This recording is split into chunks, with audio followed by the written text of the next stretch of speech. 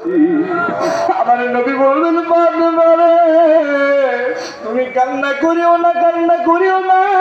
ওই জামা, ওই রক্তগুলি আমি নবীকে দিয়ে দাও। আমি নবী দাঁড়িয়ে গেলাম, যারা আমার হাসান আর হুসাইনকে ভালোবাসবে, ফাতেমা আর আলীকে ভালোবাসবে, এই রক্তের বদৌলতে জিন্দেগির গুনাহ মাফ করে আমার আল্লাহ তাদের জান্নাতবাসী বানিয়ে দেবে।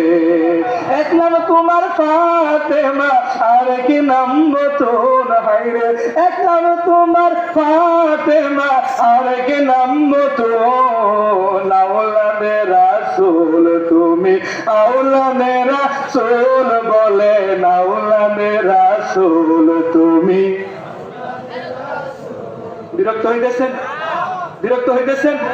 তাহলে বলেন আওলাদে রাসূল তুমি, আওলাদে বলে, আওলাদে রাসূল তুমি। আপনারা বলতে পারেন হুজুর আপনার বয়ান অনেক শুনেছি, আপনি নামাজের কারণ শোনার কথা চর জঙ্গলদি বাঙ্গমোড় জামে মসজিদে ইমাম, আমি অনেকে নামাজ পড়ে এখানে আলহামদুলিল্লাহ। তো আপনি নবীর কথা, আহলে বায়াতের কথা বলেন, অন্য বিষয়ে কথা বলেন না কেন? আমার দলিল উত্তর হইল, নামাজের ব্যাপারে কথা বলার মোল্লা মুন্সি আছে।